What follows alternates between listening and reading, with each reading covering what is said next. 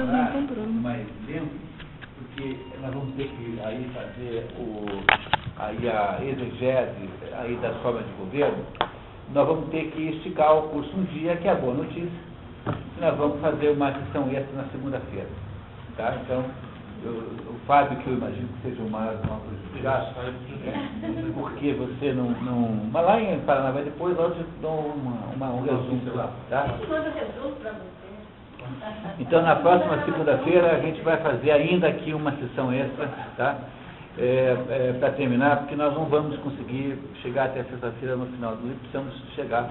Então, e o dia de hoje vai ser um pouco mais lento. Eu só queria dar a vocês dois recados ainda. O segundo recado é que na semana, passando a semana que vem a outra, já temos o primeiro encontro das expedições com o livro O Senhor dos Anéis.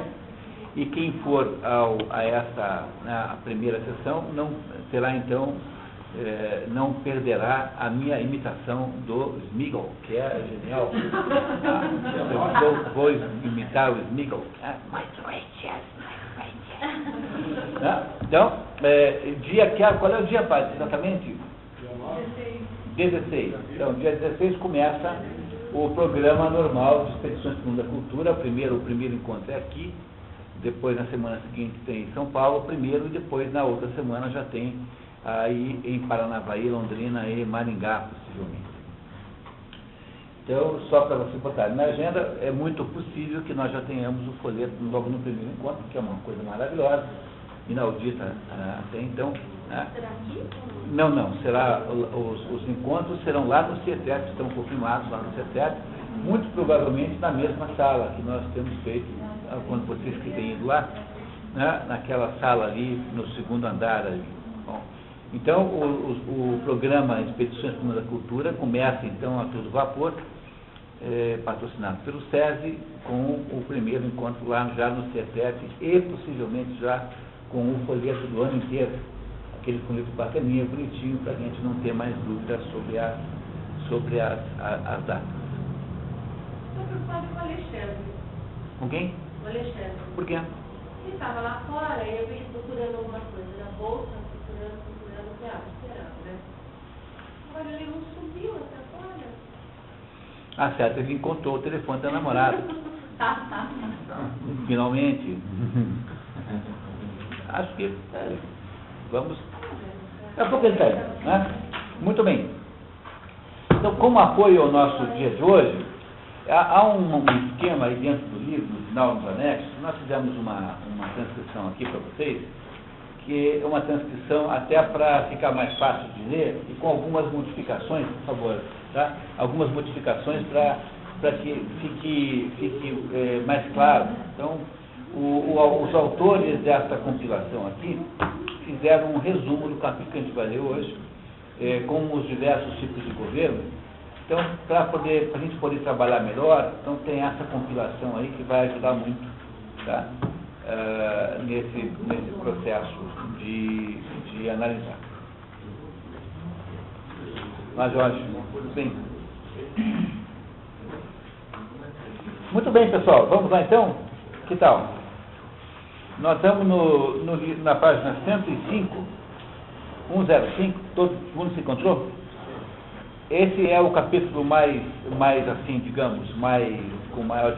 Antes de entrar no assunto, tem mais um negócio interessante. Olha aqui, ó. Isso aqui eu já sabia, eu consegui trazer para vocês terem uma ideia das coisas que fazem diferença no desenvolvimento econômico e na história de um país, né?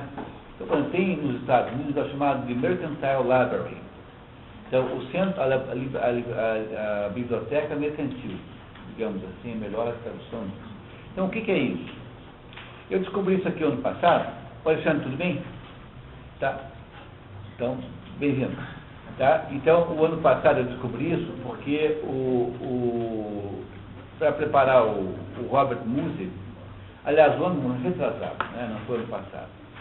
E eu acabei descobrindo que tinha nos Estados Unidos um grupo de leitura do livro O Homem Sem Qualidades. Eu andei até me correspondendo. O grupo de leitura desse Homem Sem Qualidades dos Estados Unidos é dirigido pelo tradutor americano do livro, né? Do livro O Homem Sem qualidade. E eu andei me correspondendo com ele, até mandei um resumo para ele lá, porque sempre tem um aluno hispânico, né, capaz de ler em português. E trocamos alguns e-mails, eu com ele, e aí então eu entendi o que era esse Mercantile Library. Então é o seguinte, em 1820, um grupo de comerciantes americanos, comerciantes, no sentido específico da palavra, montaram uma biblioteca para tornar possível o acesso à cultura das pessoas em geral, já que ainda não havia, isso em Nova York, não havia ainda uma rede de bibliotecas públicas. E eles, então, nessa biblioteca, eles mantêm lá, tem a biblioteca propriamente dita, eles mantêm grupos de leitura, de estudo de determinados autores, eles mantêm catálogos e fazem, então, compilações de livros, enfim, uma coisa inacreditavelmente original isso aqui, isso existe só desde 1820. Então, quando eu digo para vocês que o negócio é formar a elite, é bom vocês prestar atenção nessas coisas como isso aqui, tá? Que são tipicamente um exemplo que seja formar uma elite. Diga-se a bem de passagem que os comerciantes portugueses do Rio de Janeiro, quando houve a independência, com um objetivo meio diferente, que era manter viva a cultura portuguesa no Brasil, fizeram um dos lugares mais bonitos que tem no Brasil, né, que é o Real Gabinete Português de Leitura. Não sei se vocês conhecem isso, mas tem poucos lugares no Rio de Janeiro mais bonitos do que isso. Está ali no centro da cidade, perto da Praça São Francisco, ali na região dos Cerros, ali no Rio de Janeiro, que é um dos lugares mais bonitos que eu já vi na minha vida, uma sala, um gabinete, uma sala, onde há 4 ou 5 andares de prateleiras, como se fosse uma prateleira só, de livros de Portugal, que os comerciantes do Rio de Janeiro faziam questão de importar para que o Brasil independente não perdesse as ligações com Portugal. O que é uma coisa maravilhosa, né? Mas isso aqui é exemplo típico de como é que se forma uma elite. As elites são formadas assim, quando você tem a capacidade de pegar um grupo de pessoas, voluntários, né? E fazer um levantamento de nível. Isso aqui é o que há, é o órgão Borogodó. Esse tipo de coisa é o tipo da coisa que ou nós fazemos aqui, ou não temos nenhuma esperança, zero. Não adianta você trabalhar com uma elite econômica, rica e burra. Não adianta nada. Que é o que nós estamos fazendo no máximo. Muito bem, então, continuamos. Ontem você comentou que falaria sobre visão da Terra, o que o Aristóteles propõe assim, né? Vamos pegar a Terra, vamos dividir em 2 pedaços, metade é público e metade é privado. Há escravos nos dois casos, os escravos pertencem ao poder público, são escravos estatais, no caso, e são escravos particulares no outro.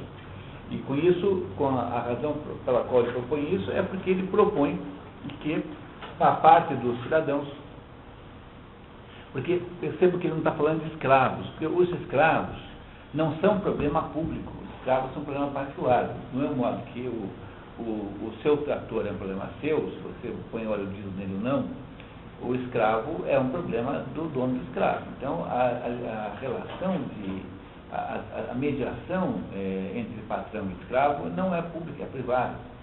Ela pode vir a ser pública se o escravo dizer para o arconte que o patrão dele é um assassino, mata, sei lá o quê. Aí pode ser que haja até uma intervenção, mas em princípio não.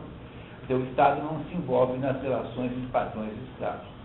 Então, o que eu queria que ficasse claro é que, como ele propõe que haja um serviço eventualmente de contenção da pobreza, da miséria, para os cidadãos que estejam de alguma maneira empobrecidos, tem que haver então uma fonte, que é a terra pública. A agricultura pública serve para isso e não para outra coisa qualquer. Está dando comida direto, não está montando nenhum departamento nacional de cuidar disso. É como se fosse uma horta comunitária, mais ou menos. Então, é preciso que vocês sempre lembrem que quando o Aristóteles propõe determinadas soluções, E antes de julgá-las obrigatoriamente inadequadas para o mundo contemporâneo, é preciso sempre lembrar que essas soluções são feitas para pequenas cidades-estados. Cidades-estados, né? Que é uma cidade-estado? É uma cidade que se confunde com um país. Ainda no mundo de cidades-estados, tá? Liechtenstein é um exemplo, né? Mônaco é um exemplo, San Marino é outro exemplo, Singapura é um exemplo. Luxemburgo é um pouquinho maior já, né? Mas quase dá para dizer a mesma coisa de Luxemburgo. Então você tem aí o Vaticano é uma cidade-estado. Não há muitas cidades-estados ainda no mundo. Essas que tem hoje são sobras de um modelo anterior, mas houve já, quando Thomas Mann nasceu, Lübeck, que é a cidade onde ele morava, era uma cidade-estado, Liga Hanseática. Havia uma série de Bremen, Lübeck, Hamburg, né? Eram todas cidades-estados, cidades que tinham assim, uma autonomia política. E essa associação entre elas chamava-se Liga Hanseática. Então, o que você tem aí é sempre uma comunidade muito pequena, com uma enorme unificação de imaginário coletivo, com uma síntese imaginativa completa. Há uma homogeneidade cultural total. Todo mundo tem a mesma visão de mundo. E não há dissidência nenhuma, porque todo mundo é adepto dos mesmos deuses. É como se todo mundo torcesse o mesmo time. Mais ou menos assim. Não há nem dissidência com relação aos deuses. Então, é só entender isso para que vocês não imaginem que ele esteja ao ponto aqui, extrapolar isso, não, porque ele foi muito claro, vimos aqui, em dizer que não se deve, que as cidades têm que ser pequenas. E que há um limite máximo para cada cidade, a partir do qual, e esse limite não é mais possível gerenciar, não sei que seja Deus. E que esse limite é o limite do anonimato, até onde você conhece o valor dos outros. Quando começa a ficar difícil saber qual é o valor do outro, é porque a cidade já excedeu em tamanho. Então, esse é o modelo, digamos, populacional, modelo de cidade que Aristóteles, sobre o qual ele está pensando. Veja, o mundo nessa época tem cidades pequenas. É claro que ele sabe que elas podem crescer, tanto é que ele diz que é para não fazer isso. Ele só diz que não é para não fazer, porque há uma perspectiva disso acontecer. E, de certo modo, parte dos problemas que ele atribui ao seu tempo vem do crescimento. E agora, então, finalmente, na sequência, vamos então no capítulo 4, né? Não é isso? Já é? Não, 3, né? Capítulo 3. E esse capítulo 3 aqui é o capítulo em que nós vamos aí, não é isso? Livro 3, perdão, né? Livro 3, em que nós vamos aí então entender o que é que ele propõe como formatação política, ou seja, agora ele está entrando na teoria do Estado realmente, né? Realmente. Esse capítulo é um pouquinho truncado, mas a gente vai destrinçando, como se fosse, né? Como a gente vai pegando os pedacinhos até chegarmos a uma compreensão muito boa disso. Então, quem gostaria de ser o leitor da primeira parte? Voluntário, Anatólio? Muito bem, vamos lá. Só queria dar um aviso antes. Quem estiver interessado no livro Conhecimento de uma Civilização, né? Nascimento de uma Civilização, que é de ontem, do Robert Miser, tem na Livraria Cultura pela internet, você pode comprar na Livraria Cultura novinho. Não precisa ir no sebo, né? Está R$ 22,50. Eu já reservei o meu, já comprei, já paguei, agora estou esperando chegar. Aquele livro lá, eu insisto que, para quem está querendo entender o que está acontecendo no mundo, é absolutamente imprescindível, porque é a confissão dos planos do inimigo. É como se o inimigo contasse para você o que ele vai fazer. Então, é o nascimento de uma civilização global. O nascimento de uma civilização global. Robert Miller, que foi durante 40 anos o principal influenciador de 4 secretários-gerais da ONU. Então foi ele quem fez a cabeça do Dag Hammarskjöld, depois do seu sucessor Bhutan, depois do seu sucessor Kurt Waldheim e depois o seu sucessor, Javier Pérez de Cuellar. Não, e continuou fazendo a cabeça do Kofi Annan, não mais como assessor especial, já aposentado na ONU, mas como presidente do Instituto da Paz, que é um negócio que tem na Costa Rica, de onde ele continua, então, a irradiar sua influência aí na ONU diretamente. Então, o sujeito tem 80 anos e está aí há 40, 55, mais ou menos, aí, fabricando a mente da ONU. Quem está fabricando a ONU? Esse Robert Miller. E ele conta os planos que a ONU quer implementar, foi tudo ele que desenhou, e se você quer entender quais são, é simples, leia o livro, que ele vai te contar, tintim por tintim, quais são os planos que ele deseja fazer. E esses planos, a pior parte da história é que todos esses planos estão sendo executados fielmente, completamente e inexoravelmente. Estão muitíssimo adiantados. Robert Miller é o nome da pessoa, ex-aluno de Alice Bailey. Quer dizer, ele é da linha teosófica Blavatskyniana, aluno da Alice Bailey, portanto, da linha teosófica da Madame Blavatsky. É um sujeito, então, que quer, no fundo, quer dominar o mundo, quer estabelecer as regras para que o mundo funcione à sua imagem e semelhança. Ele representa o colegiado de intelectuais gnósticos que acham que podem fazer o mundo melhor que Deus. Que Deus é incompetente desse jeito, então eles vão lá botar no lugar de Deus para fazer um mundo melhor que Deus, já que é o irmão Karamazov. Quem lembra lembra lá dos irmãos Karamazov? Quer dizer, quem é que é o Robert Miller? É o Ivan Karamazov. Sem te dar nem pôr. A única diferença é que no livro o Ivan Karamazov recebe uma visita do diabo, bate um longuíssimo papo com o diabo elogia muitíssimo os seus planos, e ele então, quando se dá conta de que ele incentivou, que ele foi o assassino do pai indiretamente, criando então um incentivo para que os Smirdyakov matassem o pai, então ele enlouquece e desaparece da história. O Dostoiévski iria escrever mais 2 livros, além dos irmãos Karamazov, um que era a história do Dmitri, que iria para a Sibéria, e outra história do Alyosha, que era o Alexandre, o irmão menor dos 3. Mas não deu tempo, morreu antes. Mas ele não pretendia escrever nenhuma história do Ivan Karamazov, que na visão do Dostoiévski estava condenado à morte como enviado. Mas o Ivan Karamazov não só não morreu, como está aí reinando absoluto aí no trono da ONU.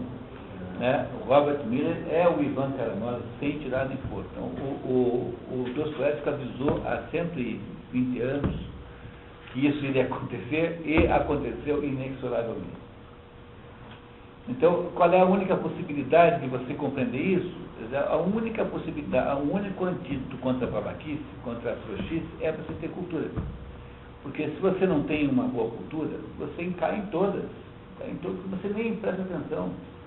Você vai mais ou menos pelo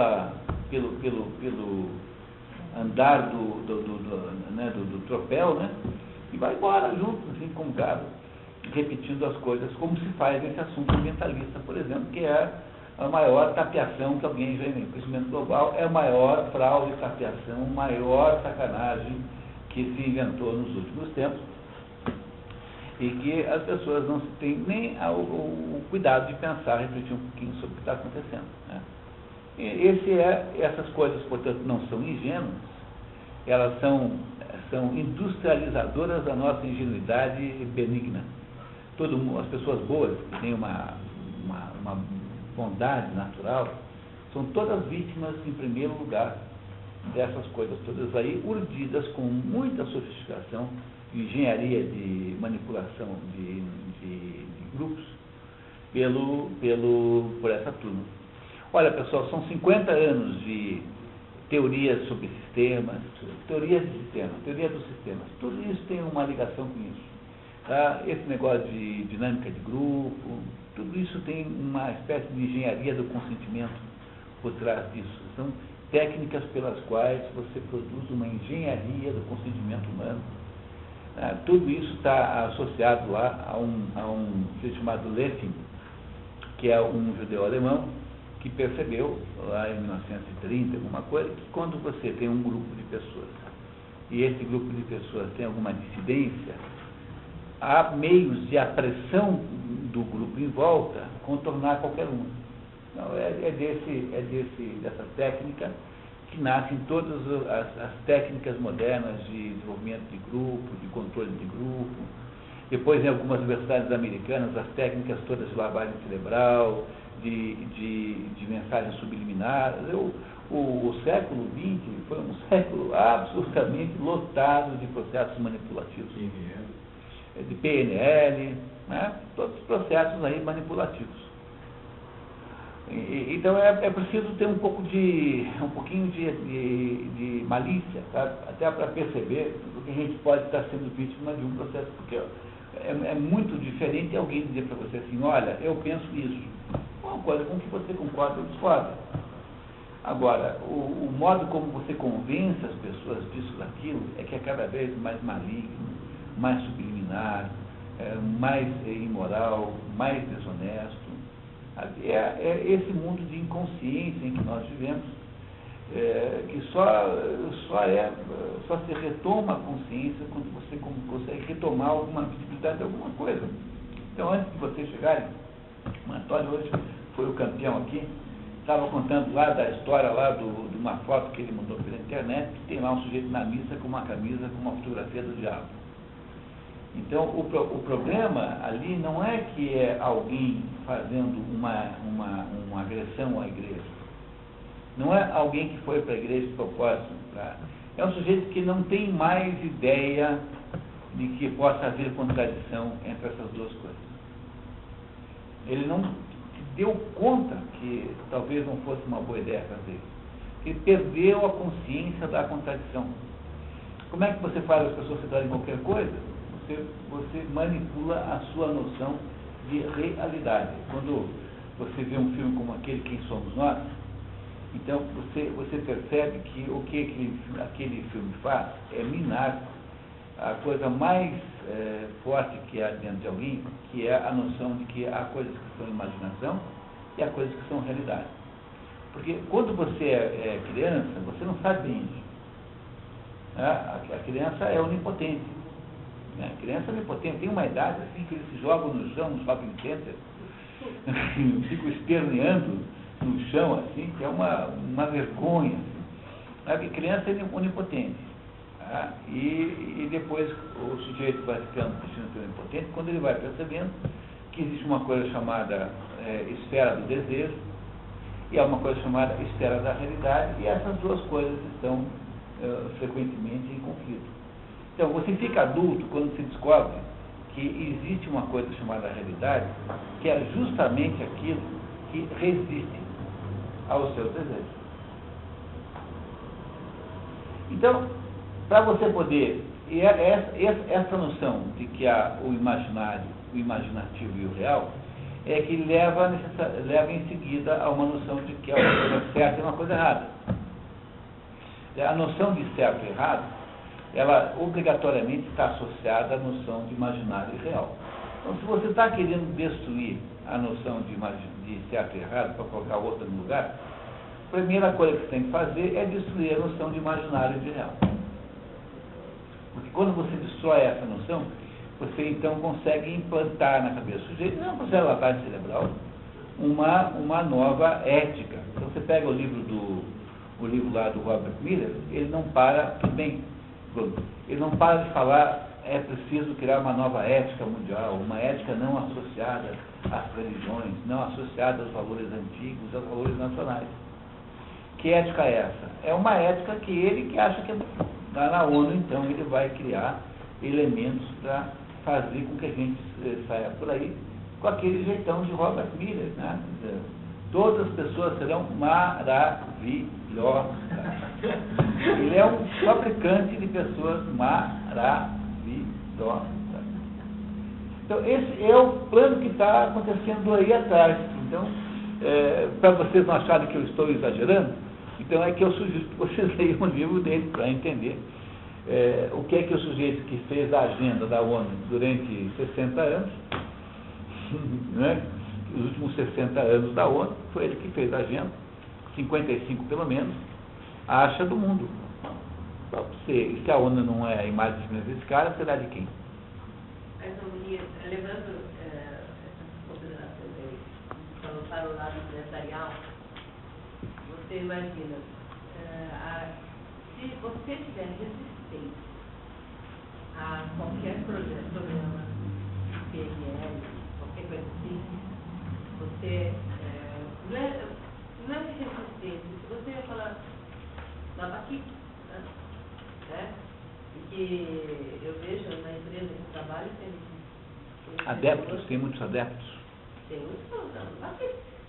Meu negócio aqui é trabalhar. Vim aqui vai trabalhar. Eu estou aqui trabalhando, tá bom. Né? E nossa, isso aí você me leva um tiro nas costas. Né? Então você tem que, às vezes o gerente tem que largar a equipe para fazer esses treinamentos malucos aí, essa coisa de você andar na corda, se equilibrar na corda, sei lá o que, agora vai ser um negócio de se jogar, não sei aonde. E eu cansei de ver isso. É que isso é o dilema, é o problema dos recursos humanos, né? Porque todo setor da empresa cada setor da empresa tem um pastor que tem ovelhas. Então, o diretor industrial tem as ovelhas, os peões, né? O diretor de vendas tem lá os vendedores, não é isso? Mas o pessoal de recursos humanos não tem ovelhas, é um pastor sem ovelhas.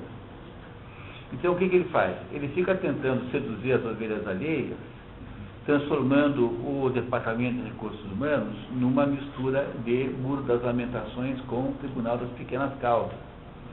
Entendeu? Então, ele vira assim uma espécie de consultoria psicológica. Então, o sujeito brigou com a mulher, vai lá conversar com a gerente de recursos humanos. Primeira coisa que ele faz de manhã.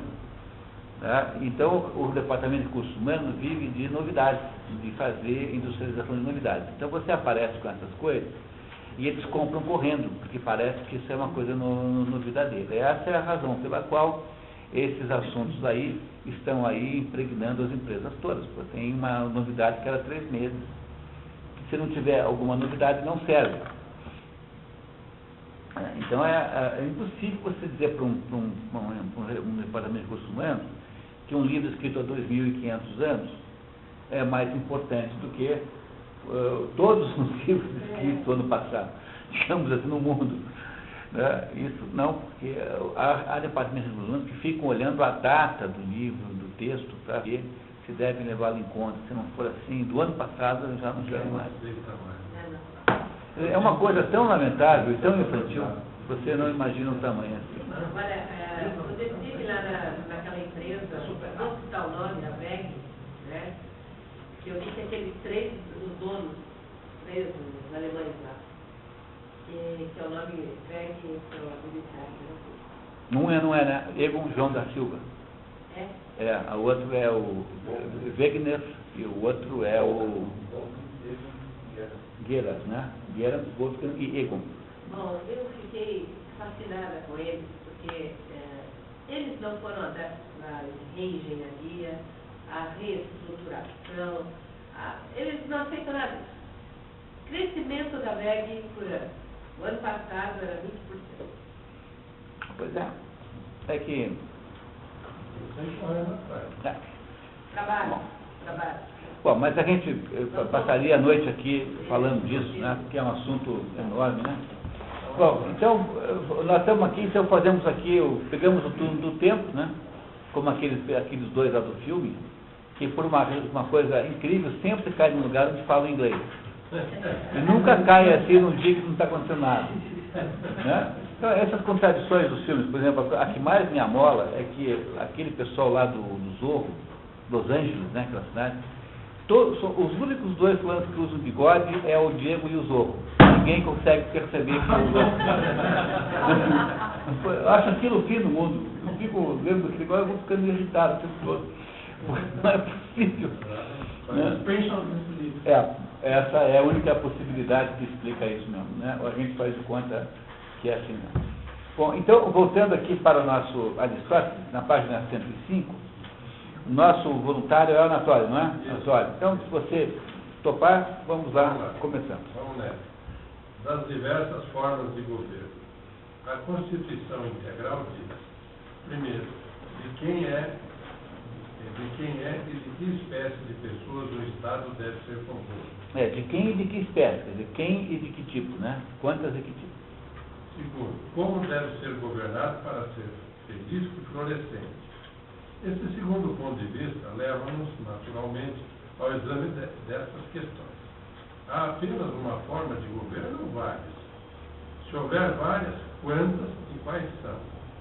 Quais são as diferenças entre elas? Começaremos pelas formas justas. Elas nos permitirão imediatamente conhecer os excessos que as tornam injustas. Então ele não está dizendo que não existam formas injustas, está dizendo que existem muitas formas, algumas justas e outras injustas. Por que Aristóteles insiste na palavra justiça nisso? É porque você tem sempre de lembrar que Aristóteles tem uma visão axiomática assim. O homem sempre faz aquilo que parece melhor a ele. Então, ele parte do pressuposto de que se está fazendo melhor. Essa é uma coisa importante na vida, ter essa visão, sabe? Por exemplo, a gente quando reclama da nossa própria vida, então, quem não já teve restrições contra os próprios pais, por exemplo? Quem não guardou uma pequena mágoa do seu pai e sua mãe não terem deixado você ficar 3 dias numa rede quando você tinha 8 anos? Proibido, e você ficou até hoje revoltado com isso. Então, você só aprende a entender os seus pais quando você tem filhos, obviamente, mas mais do que isso, né? Quando você parte do pressuposto que tudo que eles fizeram para você foi sempre o melhor. Pode não ter acertado sempre, mas é sempre que tentaram fazer o melhor. Esse é um pressuposto axiomático em Aristóteles. Então, ele acha assim que sempre é o melhor modelo a seguir. Então, se a polis quer ser melhor, ela deve usar os melhores modelos. Não sei se ele vai dizer aqui, mas ele diz nos textos mais longos, eu não lembro mais onde foi que eu li, se foi nesse ou no outro, não lembro. Ele vai dizer assim, olha, nem sempre o melhor é possível. Então, às vezes, é preciso você adaptar circunstancialmente as coisas.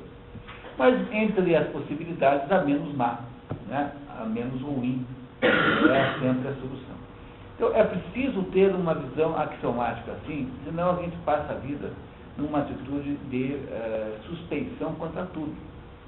Entenderam? É uma vida terrível essa, em que você está o tempo todo achando que há conspirações em curso o tempo todo, que ninguém tenta fazer o melhor.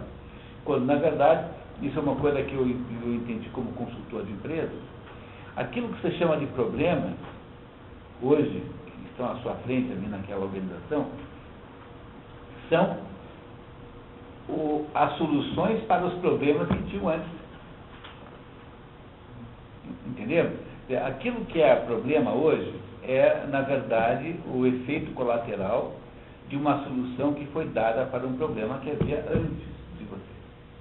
Então, nunca chegar numa organização, estou dando consultoria para consultores agora, né?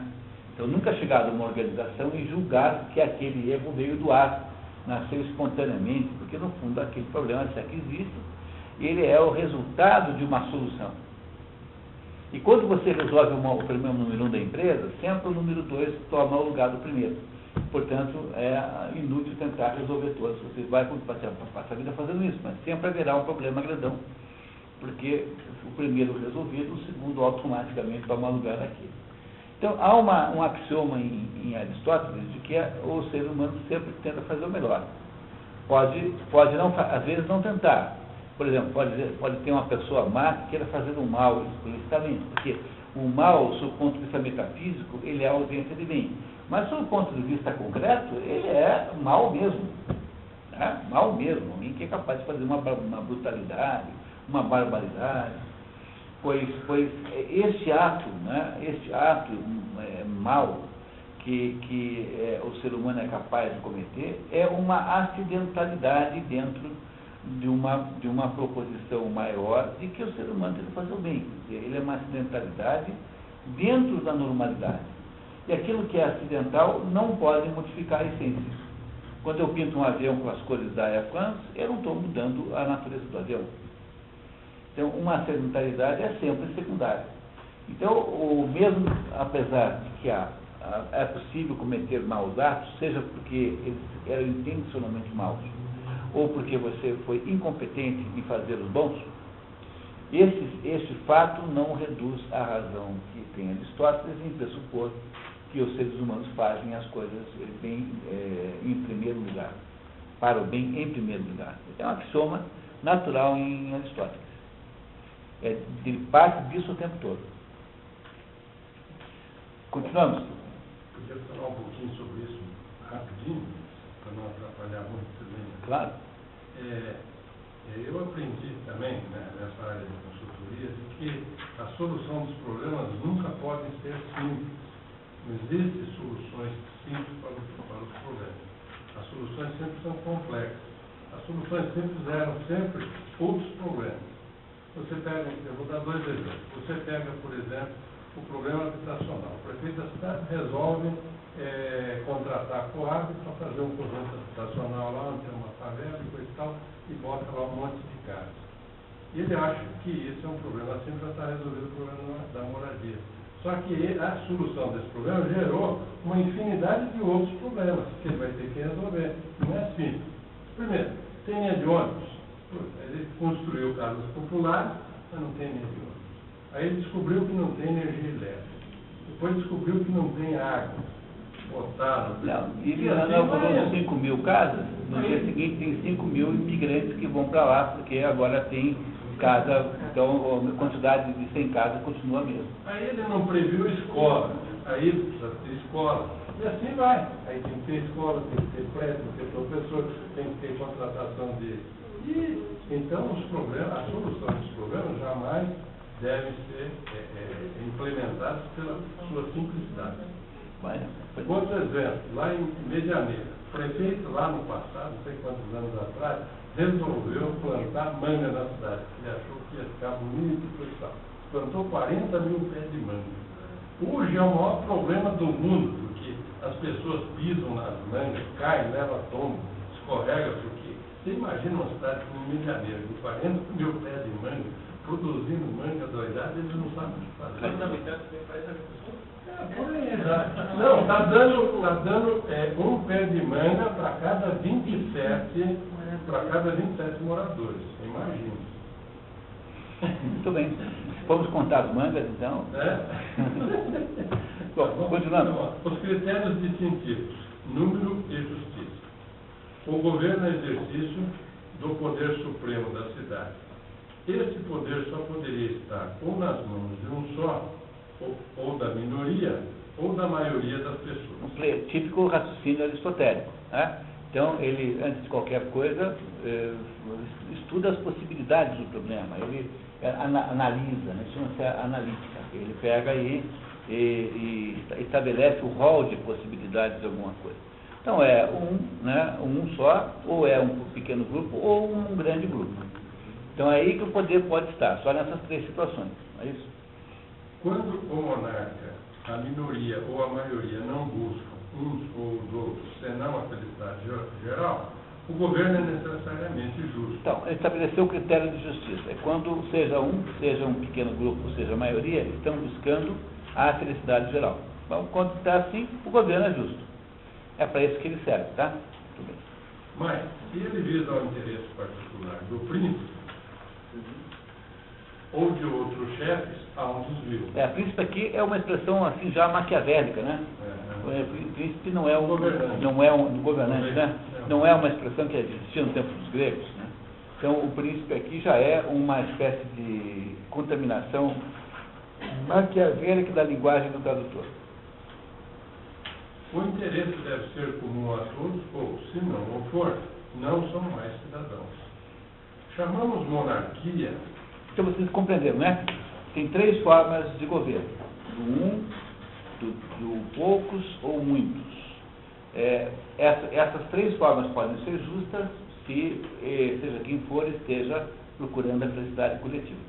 Se qualquer um dos 3 procurar a felicidade individual dele e não coletivo, então você tem um desvio, uma perversão, no sentido técnico da palavra, do modelo justo, daí você tem um governo justo. Portanto, digamos, genericamente falando, você tem 6 possibilidades iniciais, que é o que ele vai nos explicar agora na continuação.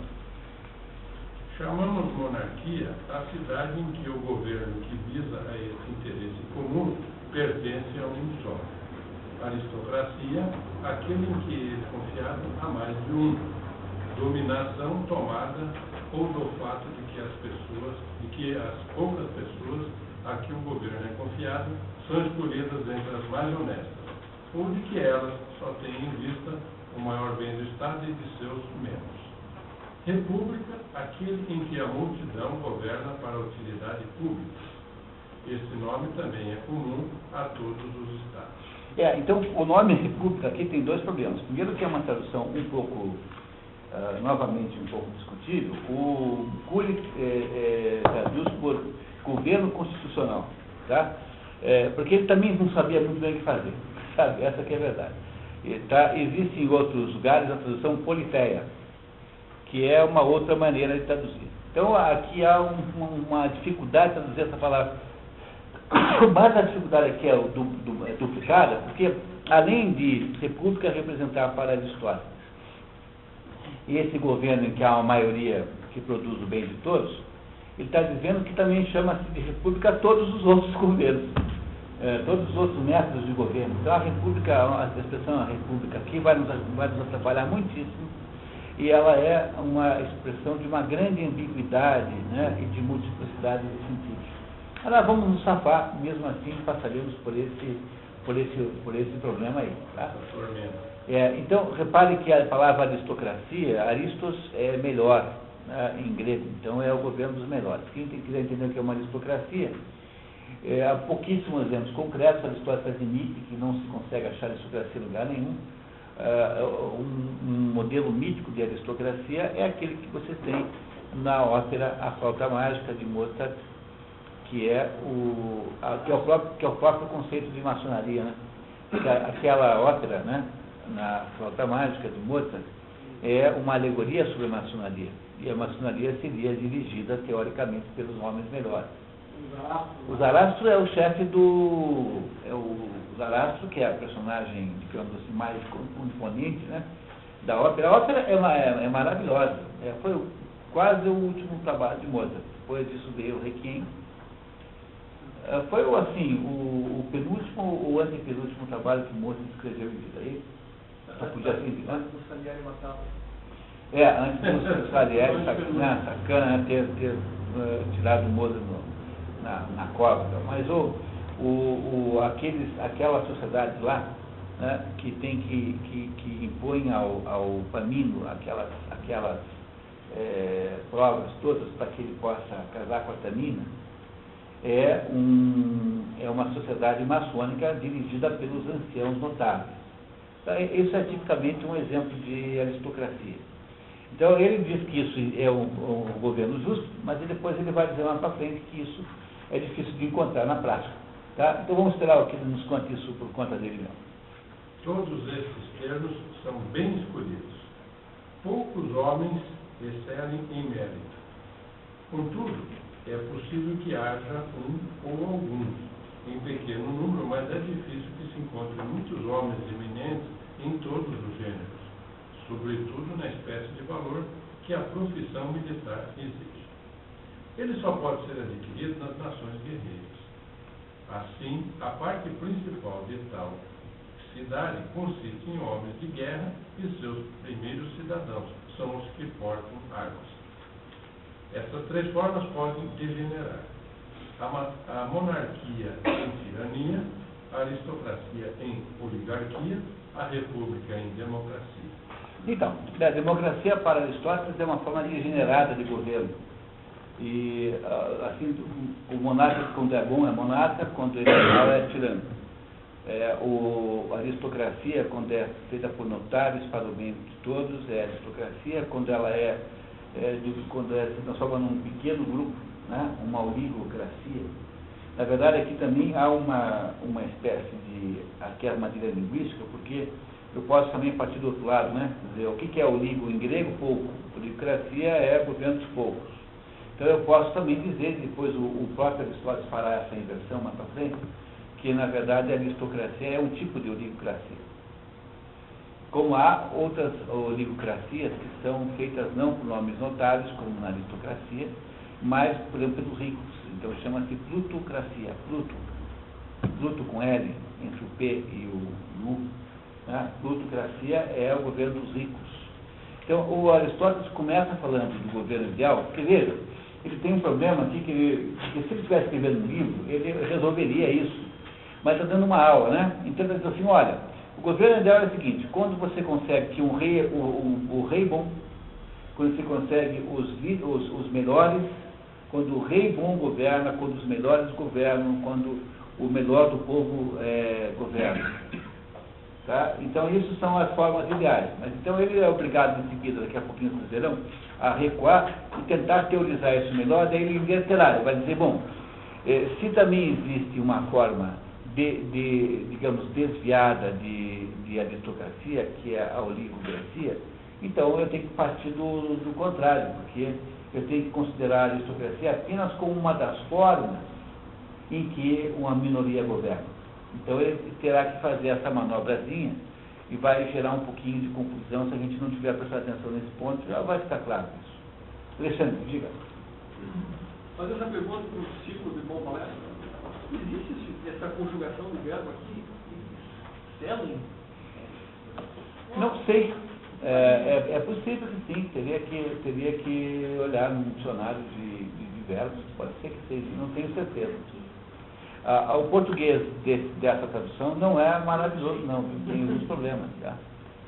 Né? Agora, há muitas coisas estranhas que a gente, quando vê, estranha. Por exemplo, a gente, obrigatoriamente em português, deveria dizer mediário, né? Sediado. Então, né, a empresa é sediada em Curitiba e nunca sediada. Não é? Porque você não, porque é assim que conjuga. Aí, às vezes, o modelo mais culto se torna um pouco estranho. Pode ser que sim, pode ser que não, não sei. Eu não me preocupei em procurar. De fato, eu não sei. Continuamos? A tirania não é, de fato, senão a monarquia voltada para a utilidade do monarca. A oligarquia para a utilidade dos ricos. A democracia para a utilidade dos pobres. Nenhuma das três se ocupa do interesse público. Podemos dizer ainda, de um modo um pouco diferente, que a tirania é o governo despótico exercido por um homem sobre o Estado. Sobre a cidade, né? Da cidade. Que a oligarquia representa o governo dos ricos e a democracia dos pobres, ou das pessoas pouco favorecidas.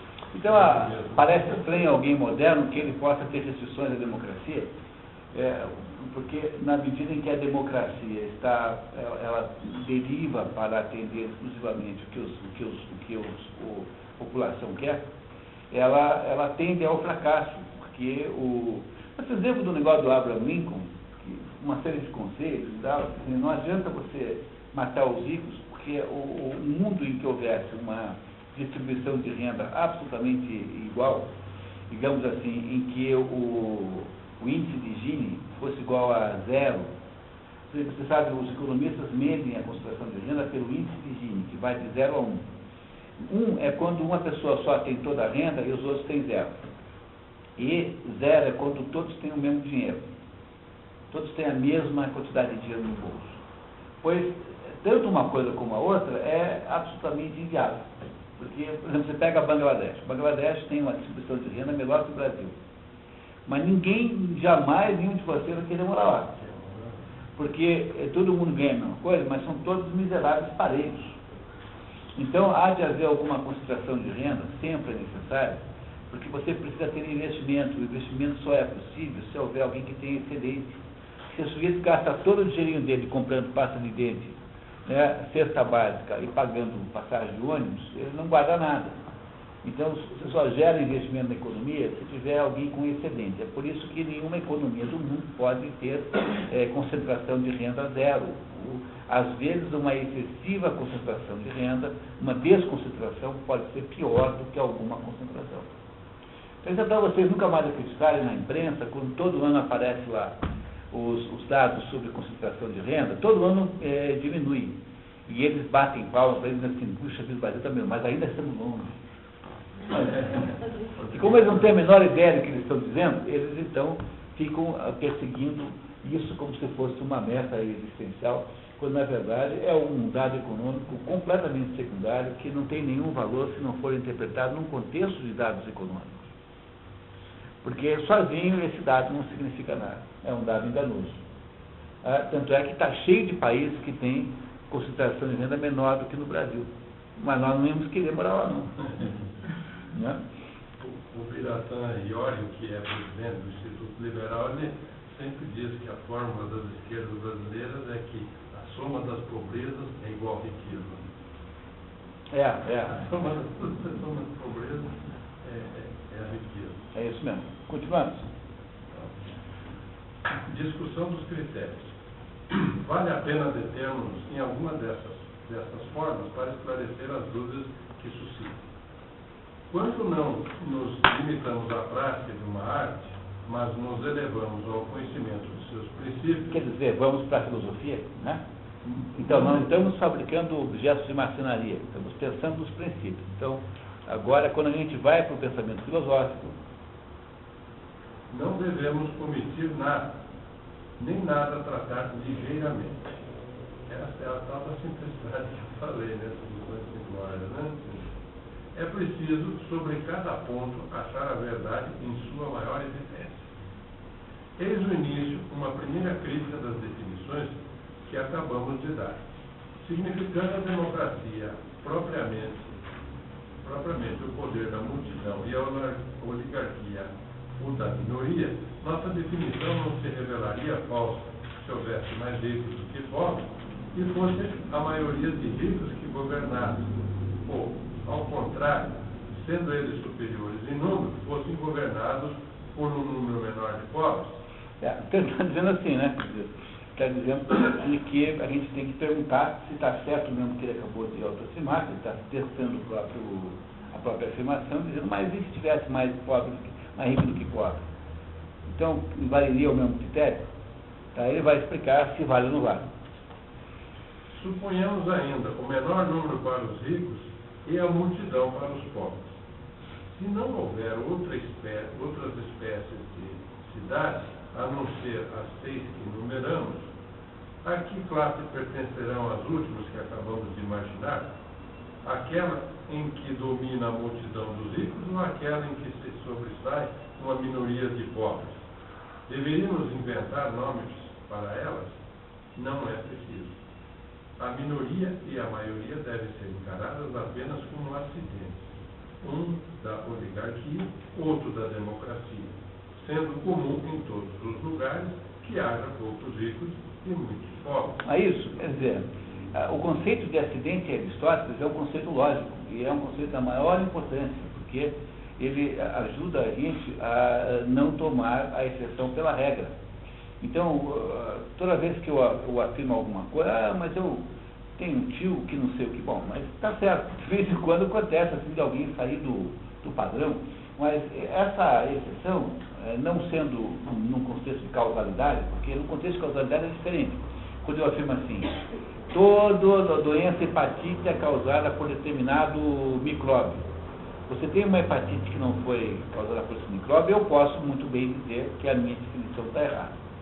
Mas, quando eu não estou estabelecendo causalidades, como no caso que eu acabei de dizer, mas estou apenas descrevendo as coisas como elas são, nunca esquecer que Aristóteles tinha ojeriza da matematização platônica, porque Aristóteles achava que não era possível você aprisionar numa equação, numa expressão matemática, a complexidade do mundo. Que a natureza não se deixa aprisionar, porque sempre haverá alguma exceção à regra, alguma divergência, alguma situação ambígua, como se diz em inglês, né? Para usar uma palavra inglesa que eu nunca uso, mas borderline, né? Borderline, como se diz em inglês, que não vai cair em equação nenhuma.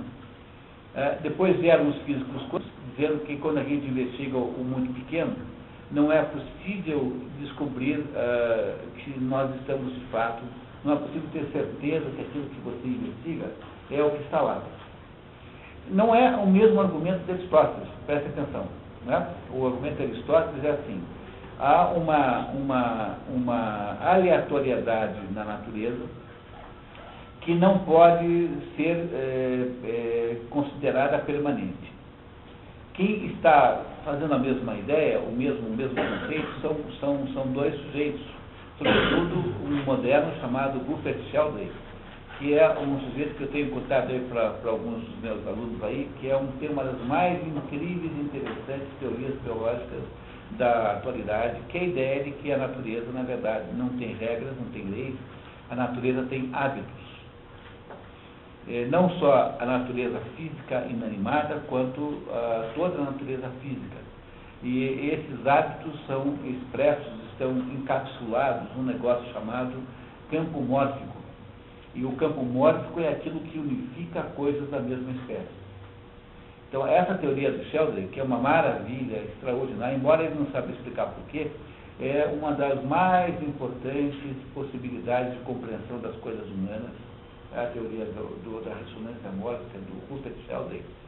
Ele foi? Ele é contemporâneo. Para você ter uma ideia de como ele o presidente da FIEP me pediu para mandar uma carta para ele fazer uma palestra na FIEP. Coisa que eu farei agora, talvez venha aí o Rupert Sheldrake, eu preciso conhecer pessoalmente. É um sujeito de 65 anos, professor de biologia inglês, que é um gênio. E ele não entende bem o que é, mas ele percebeu, talvez, a teoria que comprova, ou seja, que prossegue na desconfiança que Aristóteles tinha. Não é? A desconfiança quântica sobre a inviabilidade do conhecimento é de outra natureza. Mas mesmo assim, ao mesmo tempo, embora seja de outra natureza, também é como é que se diz, né? Também é uma afirmação, também é uma garantia de que há alguma coisa na natureza que sempre escapa à total revelação. Então, quando o físico diz para você que não é possível ter certeza que aquilo que você está olhando é de fato o que está lá, e não é aquilo que você está olhando, entenderam esse paradoxo? Tá? Então, o paradoxo é assim. Quando eu olho ali para a Roseli, que está na última fila ali, eu estou vendo a Roseli tal como ela é, porque os processos energéticos envolvidos aqui na observação que eu faço da Roseli, que é vir a luz aqui, bater em você e refletir na minha retina, são tão, em termos energéticos, são tão pequenos que eles não têm poder de modificar nada na sua existência. Não precisa. Né?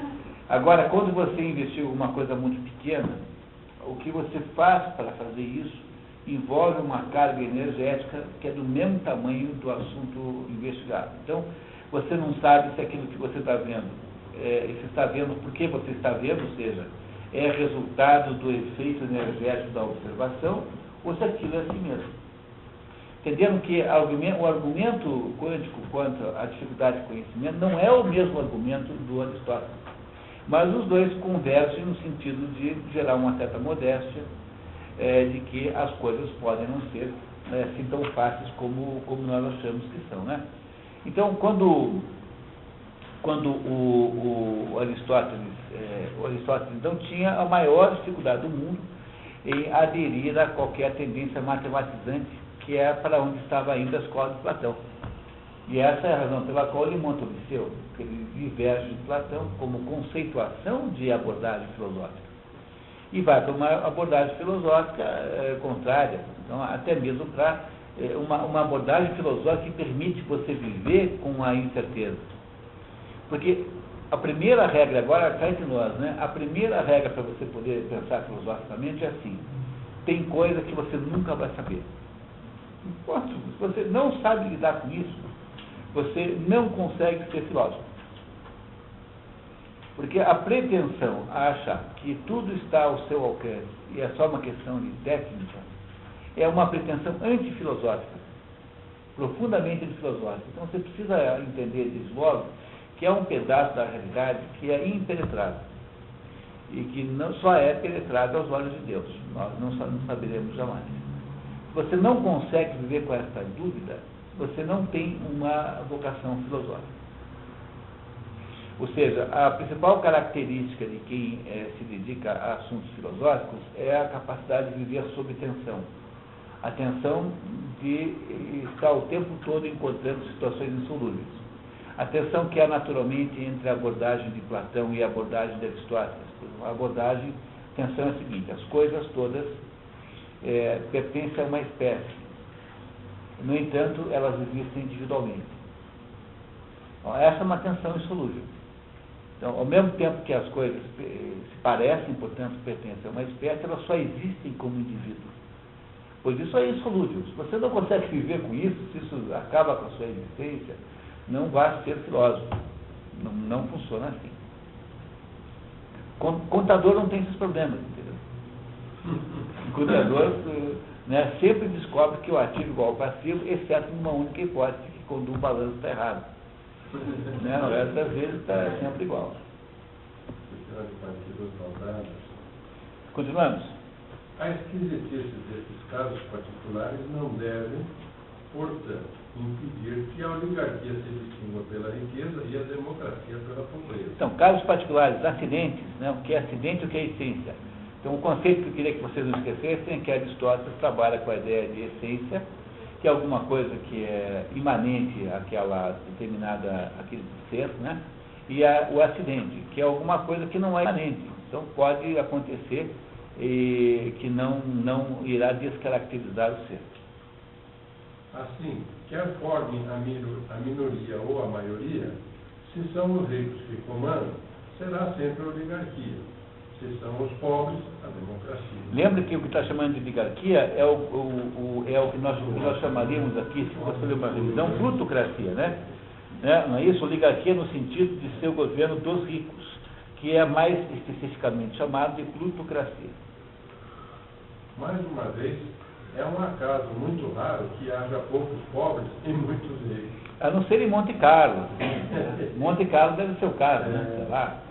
Não é isso? No Morumbi, qualquer lugar assim. Deve ter um lugar ou outro que é assim, Da Angra dos Reis. Nem acho que nem Angra dos Reis. Monte Carlo, Mônaco. Mas todos podem ser livres. Livre significa não ser escravo, Ora, a administração da coisa pública é disputada pela liberdade e pela opulência. Aí então, pessoal, é que aqui tem nesse comentário uma chave do enigma que vocês entenderam o capítulo de hoje, que é assim. Ele aos pouquinhos, ele vai abandonando aquela ideia dos três governos ideais e vai indo na direção dos governos corrompidos.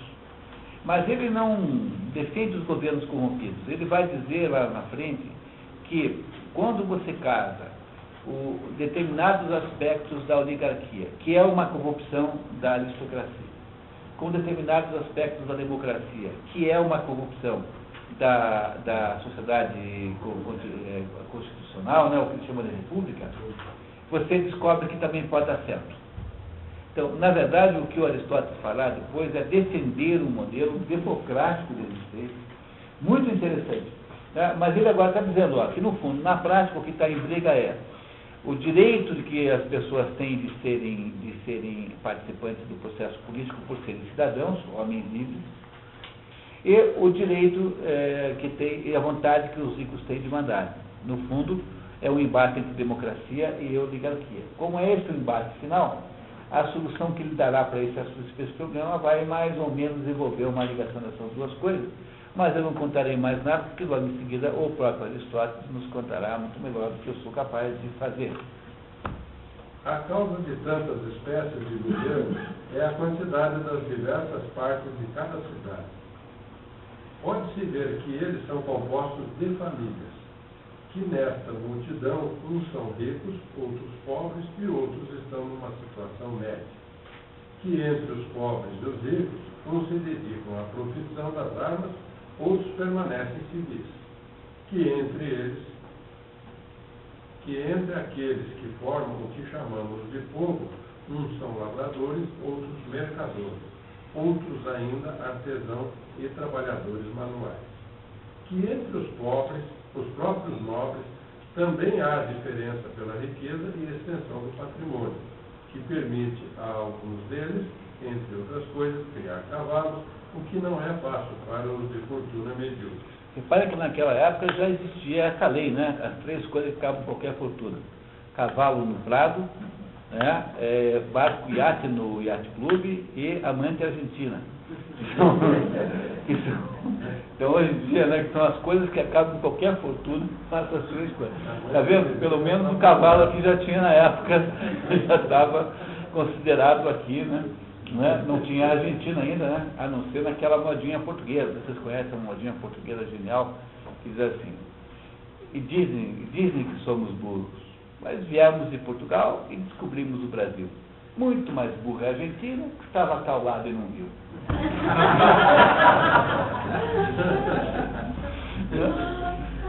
Genial essa bolinha. Muito bem. A oligarquia, por exemplo, estabeleceu-se desde os tempos mais remotos em todos os lugares que tinham na cavalaria a sua principal força, como os eretrianos, os de Cálcides, os magnésios do Meandro e vários outros povos asiáticos. Montava-se a cavalo para combater os inimigos dos arredores. Uma sociedade como essa, em que a base das forças armadas são os cavalos, né, a cavalaria, ela vai ser governada pelos cavaleiros. É isso que ele está dizendo.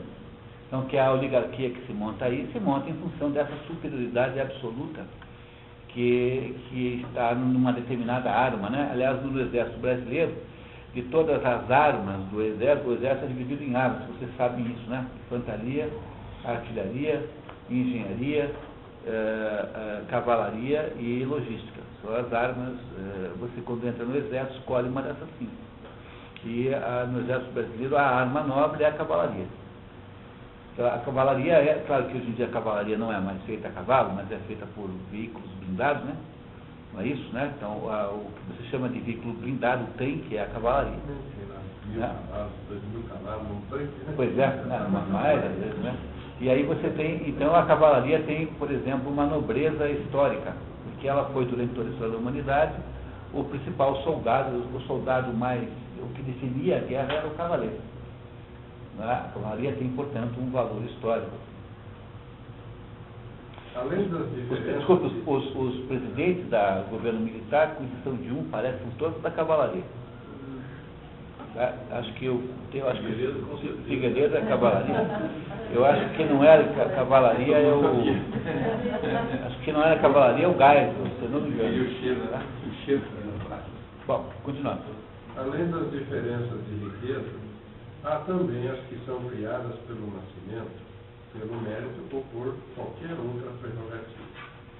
Dissemos no capítulo precedente quantas classes necessárias há em toda a cidade. Em algumas cidades, todas são admitidas ou admissíveis no governo. Em outras, só algumas são aceitas. Você lembra que ele dizia que não era para colocar os burgueses no governo, mas ele está aqui dizendo, lembrem sempre que isso não é um livro, isso é uma aula em que ele divaga, né? Por exemplo, qualquer aula que você assista, quando está dando aula de verdade, né? Que não esteja lendo apenas seus paredes na parede, você tem um processo assim de sair um pouquinho, né? Uma coisa meio divagante, né? Então agora ele vai dizer que em alguns lugares essas pessoas que acham que eles, a opinião deles, não deveriam participar do governo, participam. Né? Então ele está dizendo isso aqui agora. Tá? Ele foi estudar 157 ou 8 diferentes constituições para dizer isso. Donde se segue que há várias espécies de cidades, tão diferentes entre si quanto o são suas partes integrantes.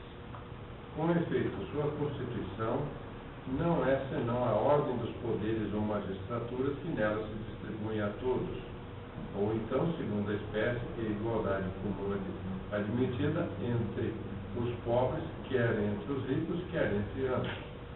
Portanto, deve haver tantas formas de governo quanto as ordens estabelecidas, segundo essas superioridades, em qualquer gênero que for, e segundo essas diferenças entre as partes integrantes. A análise desse capítulo leva a 18 fórmulas diferentes.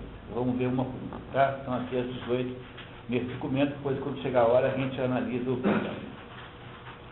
Vamos direto para a monarquia então, né? cá, que é, digamos, a mais natural, né? A monarquia mais natural. A monarquia. Eis o lugar natural para tratar da monarquia, que colocamos entre os grandes governos. Devemos dizer, inicialmente, que só há uma espécie de monarquia ou se há várias. Que haja muitas e nem todas se pareçam é algo muito fácil de observar. Na cidade de Lacedemônia... Que é Esparta, né? Aqui é Estado. Não, é que é cidade no sentido de Cidade-estado, né? isso. Por exemplo, há uma monarquia das mais legítimas, mas o poder do rei não é absoluto, a não ser quando o monarca estiver fora de seus estados, ou de sua cidade, e em situação de guerra, pois então ele tem a autoridade suprema sobre o seu exército. Quem é que está nessa situação, na história de Aristóteles? Alexandre, né? Alexandre está nessa o tempo todo. É isso, tá? Muito bem. Além disso, ele tem no interior a superintendência do culto e das coisas sagradas. Apenas para reforçar o que eu falei para vocês ontem, que no mundo antigo, greco-romano, não há conflito entre o poder espiritual e o poder temporal. Entende o que é poder temporal? O poder temporal é o poder do tempo, né? O poder, portanto, da vida nesse mundo. Porque tudo que está nesse mundo é regido por 3 grandes dimensões: tempo, espaço e número. Então, o poder espiritual não tem nada disso, não é isso? Se vocês lembram aquela explicação maravilhosa que o Boécio dá, quem esteve nos encontros no dia do Boécio deve lembrar que o modo como o Boécio justifica a existência do livre-arbítrio é explicando que tempo é um conceito exclusivamente humano, que para Deus não há tempo. As coisas que acontecem no mundo acontecem para Deus simultaneamente. É por isso que o fato de que Deus é onisciente não implica na redução do nosso livre-arbítrio. Lembram disso, né? É uma explicação maravilhosa, extraordinária. Muitos alunos não estiveram mas o Boécio, na Consolação da Filosofia, explica isso. Que se você julga que há livre-arbítrio, então Deus não pode ser onisciente, porque se você vai tomar decisão que quiser, como é que Deus pode saber? Então, se você tem decisão total sobre os seus atos, Deus não é onisciente, tá? Porque depende de você decidindo. Mas Deus não pode não ser onisciente. Então, se Deus é onisciente, então você não tem livre-arbítrio. Você está, desde o início, obrigado a tomar uma decisão que já foi pré-determinada por alguém que não você. E aí, então, não há livre-arbítrio. Entendeu? Passo ou não passo o sinal vermelho? Ora, se Deus sabe isso, se Deus é onisciente, se sabe se eu passo ou não passo o sinal vermelho, então Deus, aquilo que eu vou fazer não é livre-arbítrio, porque eu tomarei uma decisão da qual eu não posso escapar. Se ele sabe, então é porque isso já está determinado. Portanto, ou você julga que tem livre-arbítrio, ou você julga que Deus é onisciente. As duas coisas juntas não podem. Como é que Boécio resolve esse problema? Ele explica que esse negócio de tempo, quer dizer, a ideia de tempo, de sucessão temporal de coisas, não existe no mundo de Deus. Tempo é um fenômeno do mundo manifestado, do mundo concreto em que nós vivemos.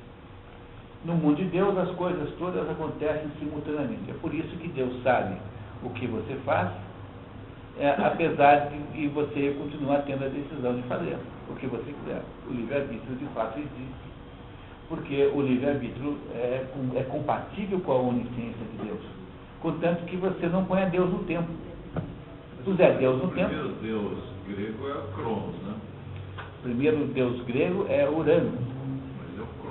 Não, Urano que teve 12 filhos, do mais jovem a Cronos. Cronos derruba Urano, faz uma conspiração e derruba Urano. Aí Cronos tem 12 filhos, o último mais novo é Zeus. Zeus conspira contra o pai e derruba Cronos.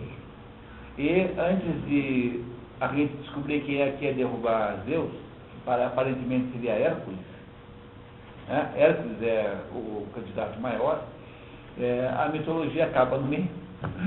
Acabou a história no meio, então não soubemos quem que mataria Deus. Deus de fato morreu, no sentido concreto da palavra, concreto mesmo.